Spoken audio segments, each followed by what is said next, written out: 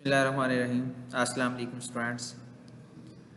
Previous lecture के अंदर हमने प्रोसेसर डाटा रिप्रेजेंटेशन मेमोरी के अंदर कैसे हो रही है और कौन से कोड को हम यूज़ कर रहे हैं जब भी हम अपना डाटा कंपाइल कर रहे होते हैं।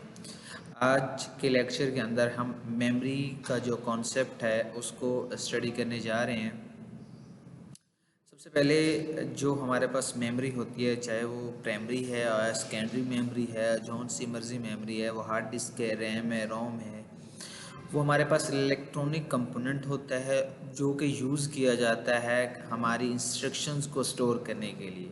अगर आप सिंपल कोई एग्जांपल लेते हैं, हार्ड डिस्क ले लेते हैं, तो वो इलेक्ट्रॉनिक कंपोनेंट है जिसमें आप अपनी इंस्ट्रक्शन या कोई भी डाटा आप स्टोर करते हैं और उसको हम एग्जीक्यूट करवाते हैं किसकी मदद से, प्रोसेसर की मदद से।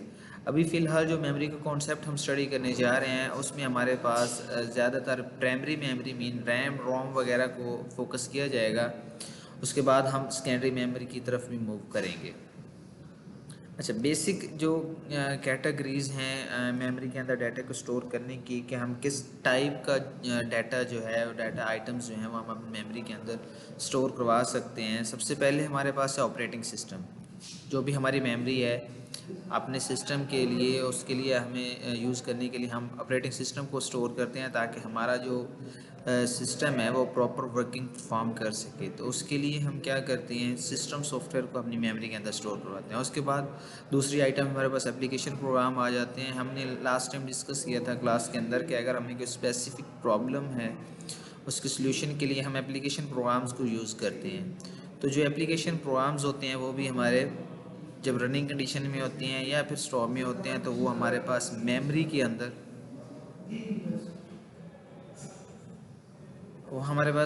के अंदर स्टोर होती हैं।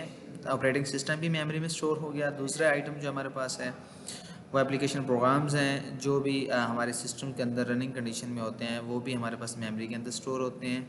और उसके बाद अगर हम कोई डाटा प्रोसेस कर रहे हैं, फॉर एग्जांपल हम कैलकुलेशन परफॉर्म कर रहे हैं, तो उसका जो प्रोसेस परफॉर्म होगी जिसे हम इंफॉर्मेशन का नाम देते हैं, वो भी हमारे पास कहाँ पे स्टोर होगा, या जो रिज़ल्ट्स होते हैं हमारे वो भी हमारे मेमोरी के अंदर स्टोर होंगे। मीन हम ये कह सकते हैं कि हमारे जितने भी ऐप्स हमारे कंप्यूटर के ऊपर रनिंग में होती हैं या फिर जो भी टास्क हम परफॉर्म कर रहे होती हैं वो हमारे पास मेमोरी के अंदर स्टोर होता है। अब सबसे पहले हम ये देख लेते हैं कि मेमोरी के अंदर जो डाटा है वो किस फॉर्म में स्टोर होता है, या उसको मेजर करने का जो यूनिट होता है वो क्या होता है, या फिर अगर फॉर एग्जांपल हम डाटा स्टोर करते हैं तो हम उसको एक्सेस कैसे करते हैं, क्योंकि हमारे पास लॉट ऑफ डाटा होता है। तो हम कैसे जज करते हैं या कि कैसे एक्यूरेटली एक डाटा को प्रिडिक्ट करते हैं। सबसे पहले यहाँ पे लिखा है each location in memory has an address. For example, जैसे आप किसी मोहल्ले में रहते हैं, आप कॉलोनी में रहते हैं, तो वहाँ पे आपका एक एड्रेस होगा आपको यूनिकली आइडेंटिफाई करने के लिए।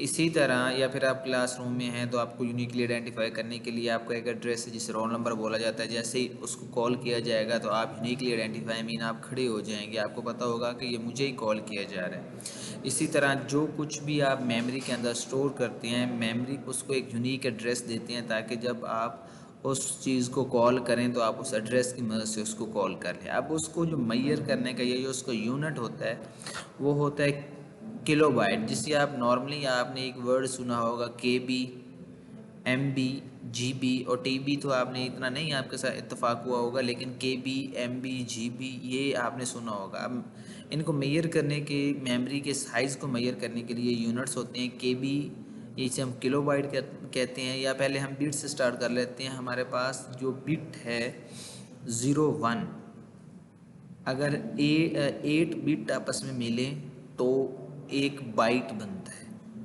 और अगर 1024 बाइट्स आपस में मिले तो एक किलो बाइट, जिसे हम इन शॉर्ट KB बोलते हैं। और जब 1024 KB मिलती हैं तो हम जिसे MB कहते हैं। नॉर्मली आपने कहा होगा कि मेरे 2 से 3 MB की ये पिक्चर है, और उसके बाद 1024 MB आपस में मिले तो 1 GB बनता है। जैसे आपके पास एक कार्ड रीडर 1 GB का, 8 GB का, 10 GB का, डिफरेंट कैटेगरीज़ के अंदर आपके पास कार्ड रीडर्स अवेलेबल होते हैं।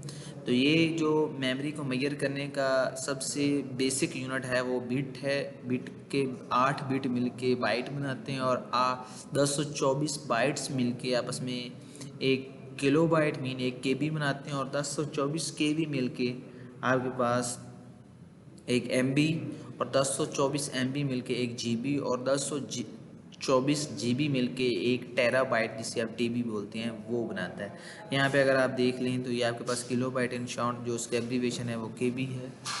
उसके साथ ही यहाँ पे अप्रॉक्सीमेटली नंबर ऑफ़ बाइट्स इसमें 1000 मीन 1024 और एग्जैक्ट नंबर ऑफ़ बाइट्स जो आपके पास है वो 1024 है अप्रॉक्सीमेटली। इसके साथ जो आपका साइज़ होता है पेज का वो हाफ पेज के ऊपर आपके पास ये साइज़ होता है।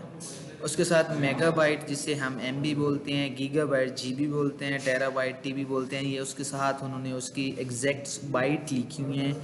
ये उसकी बाइट बनेगी, लेकिन अगर आप यहाँ पे केबी बनाएं तो ये इसके 1024 केबी बनेंगे। क्लियर है? उसके बाद जो मेमोरी का यूनिट है, system unit contain 2 type of memory. जो हमारे आपके पास वो बॉक्स होता है वो 2 तरह की मेमोरी को कंटेन करता है, एक है वॉलेटाइल मेमोरी और एक है नॉन वॉलेटाइल मेमोरी। थोड़ा सा इस बात को हम देख लेते हैं, वॉलेटाइल और नॉन वॉलेटाइल, ये आपके पास एक अच्छा कॉन्सेप्ट है। ये वॉलेटाइल जो वर्ड है ये वोल्टेज से निकला है।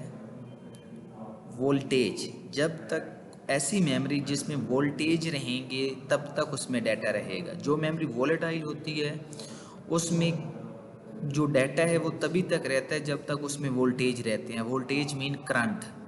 जैसे ही उस मेमोरी से वोल्टेज ख़त्म हो गया मीन करंट ख़त्म हो गया तो डाटा उसमें से ख़त्म हो जाता है यहाँ। और जो नॉन वोलेटाइल है उसको कोई इफेक्ट नहीं है, उसमें वोल्टेज आ रहे हैं तो भी डाटा पड़ा है, अगर वोल्टेज नहीं है तो भी डाटा पड़ा है। डाटा लॉस नहीं होता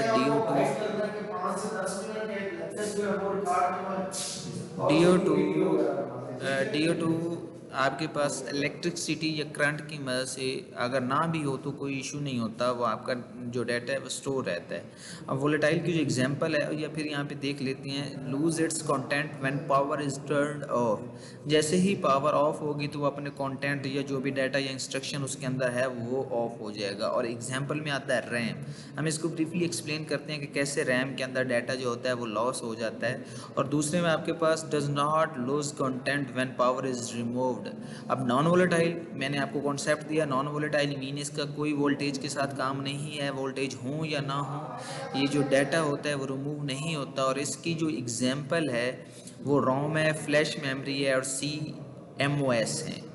अब हम देखते हैं कि रैम रोम ये कैसे वोलेटाइल और नॉन वोलेटाइल हैं सेपरेटली। इनको हम फर्दर इंशाल्लाह नेक्स्ट लेक्चर में डिटेल में स्टडी करेंगे। यहाँ तक अगर किसी को कोई इशू हो तो मुझसे डिस्कस कर लीजिएगा। अपना ख्याल रखिएगा। अल्लाह हाफ़िज़।